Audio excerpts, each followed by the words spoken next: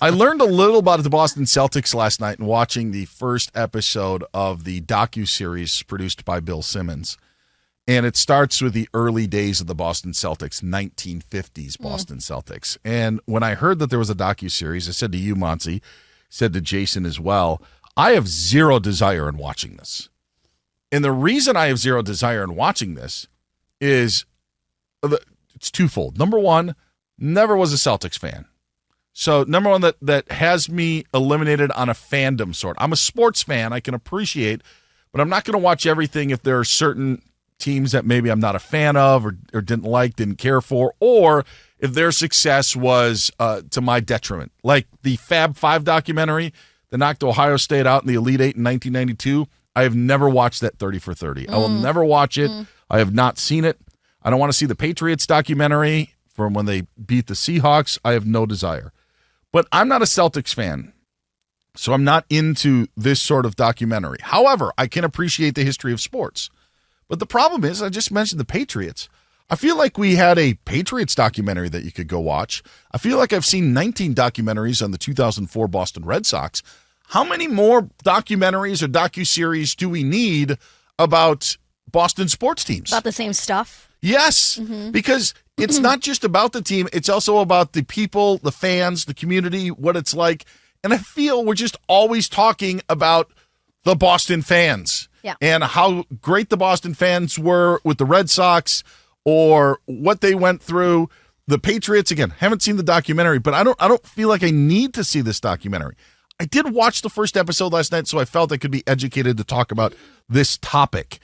And if you love history, then it's for you, because the whole first episode is about Bob Cousy and Bill Russell. But do I want to go back and then watch another hour-long episode?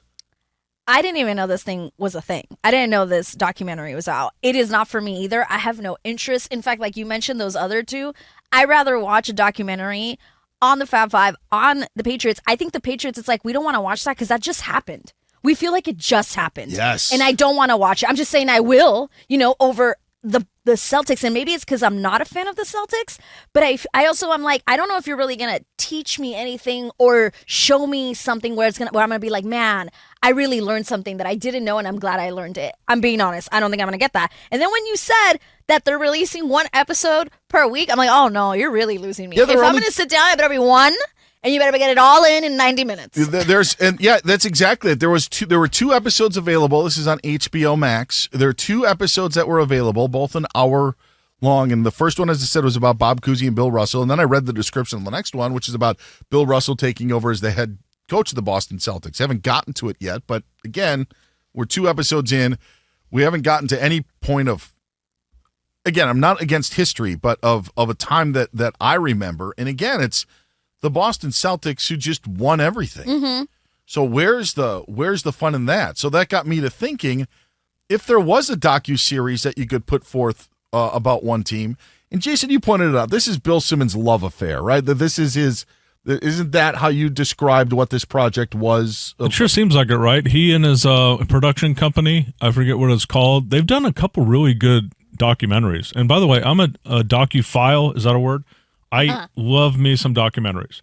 I'm doing the Lacey Peterson right now on Netflix. Oh, yeah. I've seen like 3 or 4 others, and I'm still riveted. But no, I think this is definitely a passion play for Bill Simmons. He talked Max into doing 6 or 7 hours of this, and it's definitely his thing. But my question for you is this. If it goes back all the way, there is something interesting that happens at some point, right? Because Boston is a very complex city racially. Is it going to get into all that? It started, it did in the first episode. See, that interests me. I think that the social aspect of that, I think, interests me. If that's the case, I might watch it. I feel that, and again, that's the part where it's like, I'm not against history, but it is, I feel like it's just always about Boston and Boston, the city, and these dynamics. I don't know why I would rather see something about a team in that we know Chicago nothing about, that or doesn't get DC. attention, that doesn't have a storyline every year. And understandably so. It's like, Boston, you have had so much success in sports. Like, we get that. But I think it's because we talk about it, we hear about it. It's nothing, it doesn't feel like anything is new, even though I'm sure I don't know the history like that. It just doesn't feel like anything is new because we talk so much about Boston. Yeah, they dive into the Celtics being the first team to have a black player in the NBA, Bob Cousy's relationship, and there's just it grabbed my attention. I watched it. I was not entertained because it was providing information, and to hear Bob Cousy talk about his time, it had Red Auerbach's daughter on there. She, had some. It was interesting. It wasn't bad. It's just not what I need as a sports fan. And I don't know if I'm going to go back when there's a new episode launched and a new episode launched and a new episode launched. And but I do think that there are teams across the whole gamut of sports, and that's what we call on you to let us know what team you think should be a focus, where if you look over their whole history, you'd be like, wow, that was a roller coaster ride. And I don't know if it's the Boston Celtics. Yes, that's a good way to put it. And I think it says a lot that you just said, I watched it so that I could talk about it. You didn't watch it just because you were like, oh, I want to sit down and watch this. Because you're right. Like, if I go to someone's house and they put it on, I'm going to watch it. I'm going to sit through it. This isn't something I'm going to be like, I don't want to watch this. But in my free time, when you go home, is this what I'm going to put on? Absolutely not.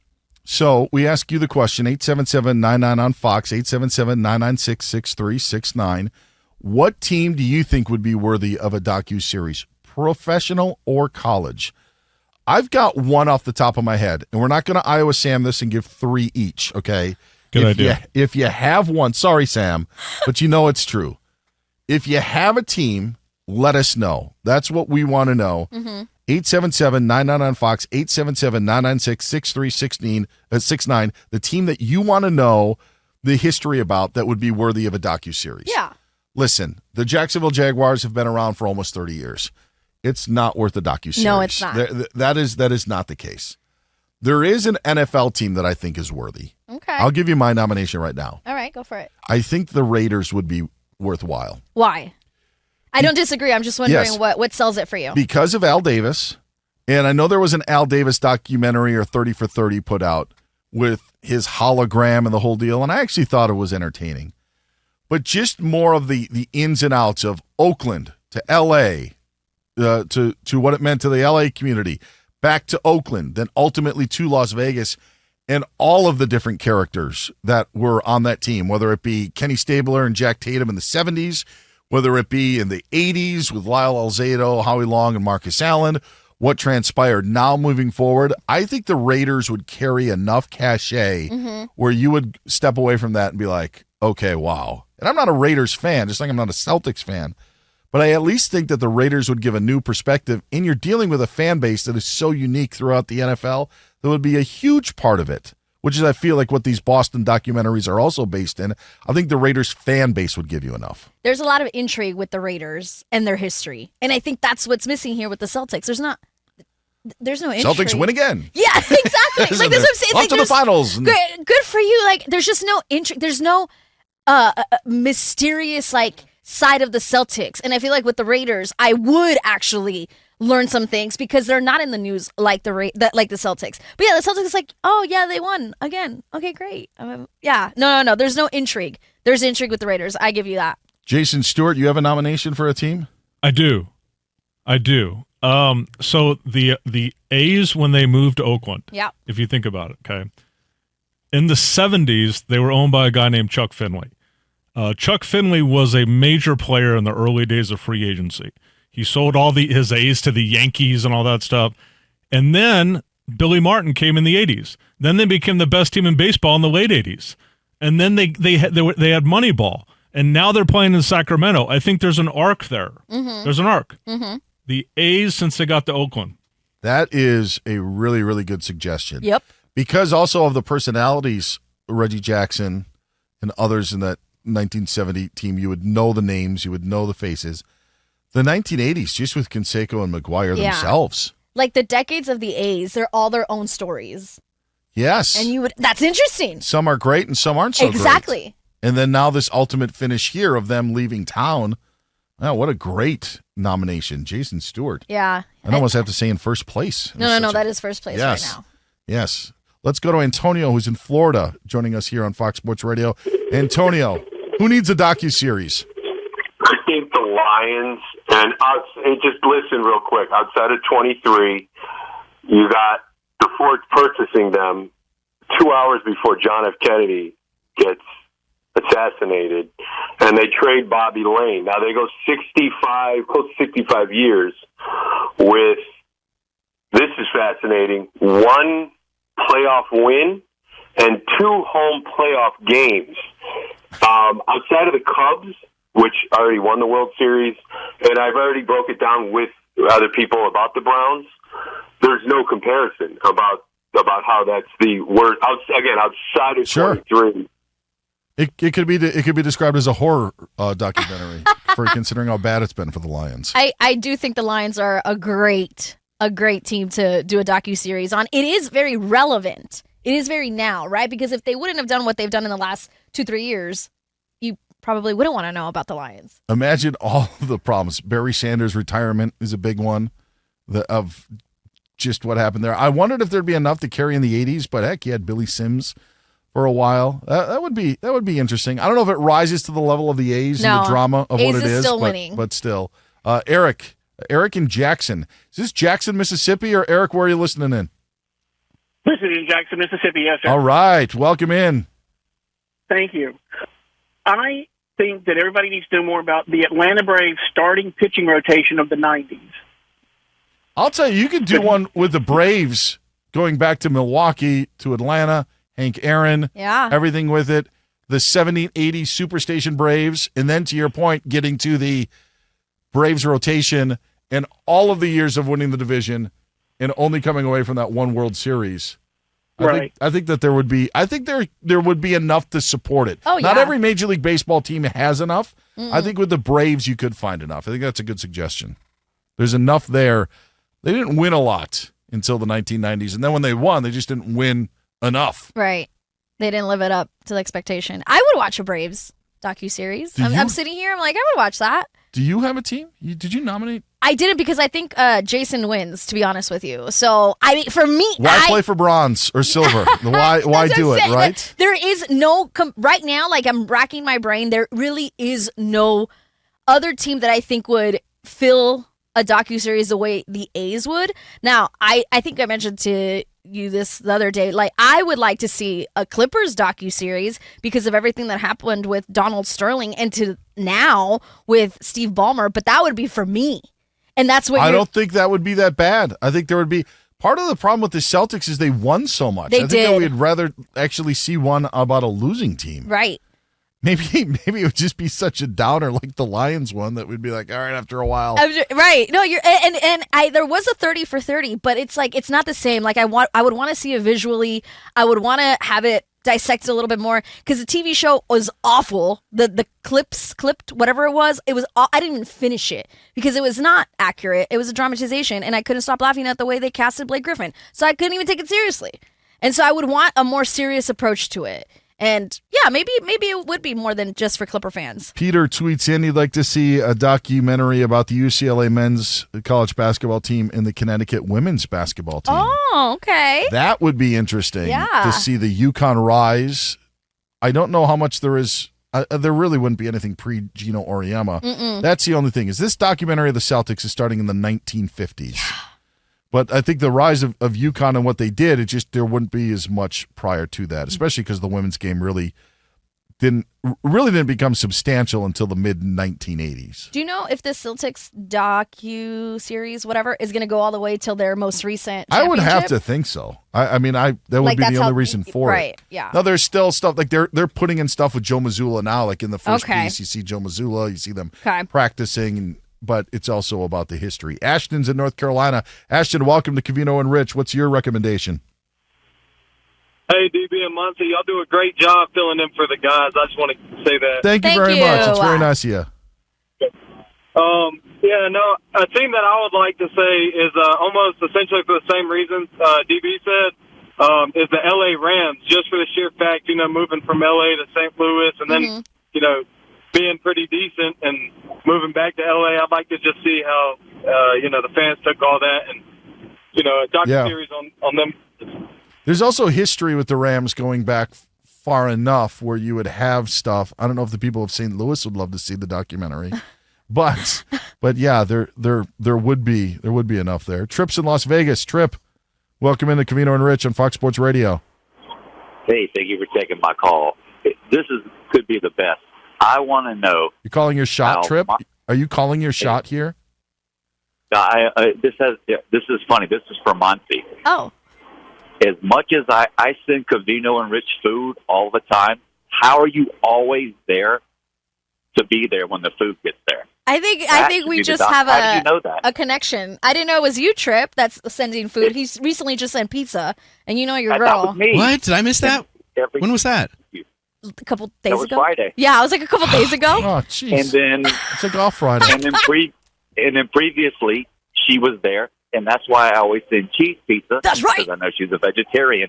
That's right. I pay attention. Yeah, he does. Wow. Tripp, you're the best. I know. Rich was like, "Oh, there's cheesy garlic bread. You can have some of that." And I was like, "Rich, there's a cheese pizza that I'm eating. Like, I don't need this side of garlic bread. I'm good." They sent cheese pizza.